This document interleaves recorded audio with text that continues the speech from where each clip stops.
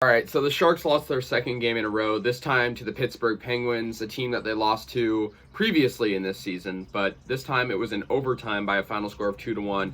This game was very much in reach for the Sharks, too. The Sharks were 0 for 4 on power plays, and the Penguins were not very well disciplined in this game. The Sharks were just not capitalizing on the power play. I mean, even if they score one on that power play, of those four, they would have won because the game went to overtime ultimately after it was 1-1, and pretty early in overtime the Penguins won it. But the only good thing is the Sharks do get a point out of this, as an OT loss is a point. And coming into this, an interesting fact, the Sharks were undefeated in overtime games. They did lose in a shootout to the Devils earlier this year, but if you're counting just overtime games, they were undefeated. So this is their first loss in overtime officially this year. So now they have 42 points, which is a lot better than not getting any points to begin with. But still sucks we lost because this game was very much in reach. The win was tangible. But yeah, 2-1 final. That was the final score as the Penguins got the overtime winner. I was actually kind of impressed with Adin Hill. He was 25 of 27. And, of course, that second goal went into overtime, and there was terrible defense on that overtime winner because, it got him out of position. But I feel like Adin Hill is kind of stepping up. I think he's been a lot better than he was earlier this season. I feel like when, he is the only one in a certain role, because we haven't really seen any other goalies besides him, some other, little appearances in a while. So I think him being in the goal for a long time is pretty good. The only goal in this game came from Rudolf Balcers. It was a pretty nice goal. It was in the first period. Both of the Penguins' first goal and the Sharks' only goal, they came in the first period. It was an amazing pass from Erik Karlsson.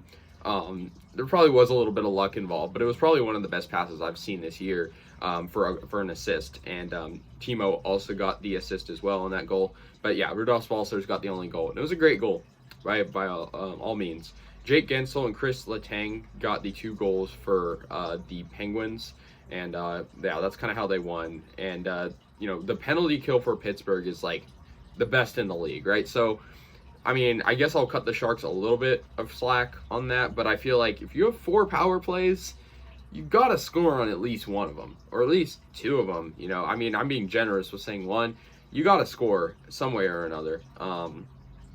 But no, the Sharks didn't, and I mean, yeah, the game winner for Pittsburgh, like I said, it was bad defense from the Sharks.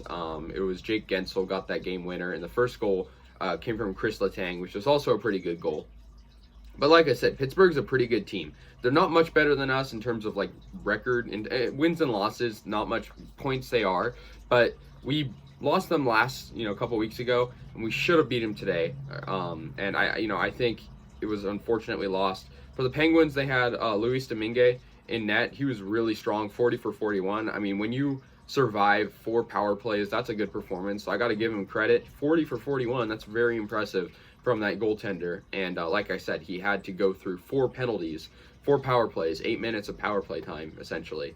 And, the Sharks got nothing from it. So, yeah, he had a really good overtime performance as well. The Sharks just didn't. But I'm happy they get the point. I mean, it's half a win, essentially. So we'll take it, and we're still continuing to play decent teams. But I think after this game, our schedule is going to get a little bit lighter. For the next 2 games, we're going to play Pacific teams. We're going to play the Kings and the Kraken, and then we're going to play the Lightning Capitals coming up. So we got an interesting schedule coming up, and hopefully the Sharks can, keep this standing, because right now I think they hold a wild card spot, but holding a top 3 position in the division would be a lot better. And they're close. I think they're 3 points back of 3rd place. Yeah, behind the Ducks. So we'll see what happens. This division's very close right now. Kings and Ducks are kind of, tied for 2nd and 3rd, and we're just behind them. So we got to win. We got to beat LA, and hopefully we beat them. So yeah, let me know your thoughts. I'll see you guys later. And yeah, go Sharks.